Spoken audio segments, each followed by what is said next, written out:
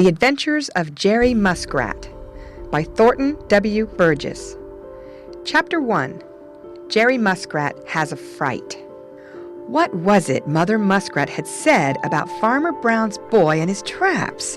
Jerry Muskrat sat on the edge of the big rock and kicked his heels while he tried to remember.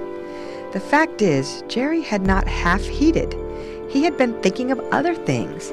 Besides, it seemed to him that Mother Muskrat was altogether foolish about a great many things. "Pooh!" said Jerry, throwing out his chest. "I guess I can take care of myself without being tied to my mother's apron strings. What if Farmer Brown's boy is setting traps around the Smiling Pool? I guess he can't fool your Uncle Jerry. He isn't so smart as he thinks he is. I could fool him any day." Jerry chuckled. He was thinking of how he had once fooled Farmer Brown's boy into thinking a big trout was on his hook. Slowly, Jerry slid into the Smiling Pool and swam over towards his favorite log. Peter Rabbit stuck his head over the hedge of the bank. "Hi, Jerry," he shouted. "Last night I saw Farmer Brown's boy coming over this way with a lot of traps. Better watch out." "Go chase yourself, Peter Rabbit. I guess I can look out for myself," replied Jerry, just a little crossly. Peter made a wry face and started for the sweet clover patch.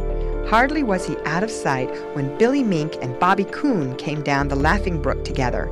They seemed very much excited. When they saw Jerry Muskrat, they beckoned for him to come over where they were, and when he got there, they both talked at once, and it was all about Farmer Brown's boy and his traps. "You better watch out, Jerry," warned Billy Mink, who was a great traveler and has had wide experience.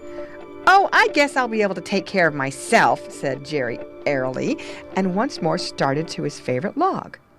And what do you suppose he was thinking about as he swam along? He was wishing that he knew what a trap looked like, for despite his boasting, he didn't even know what he was to look out for. As he drew near his favorite log, something tickled his nose. He stopped swimming to sniff and sniff. My, how good it did smell! And it seemed to come right straight from the old log. Jerry began to swim as fast as he could. In a few minutes, he scrambled out on the old log. Then Jerry rubbed his eyes 3 times to be sure that he saw aright. There were luscious pieces of carrot lying right in front of him. Now, there is nothing that Jerry Muskrat likes better than carrot, so he didn't stop to wonder how it got there. He just reached out for the nearest piece and ate it. Then he reached for the next piece and ate it. Then he did a funny little dance just for joy. When he was quite out of breath, he sat down to rest. Snap! Something had Jerry Muskrat by the tail. Jerry squealed with fright and pain. Oh, how it did hurt! He twisted and turned, but he was held fast and could not see what had him. Then he pulled and pulled until it seemed as if his tail would pull off, but it didn't. So he kept pulling, and pretty soon the thing let go so suddenly that Jerry tumbled headfirst into the water.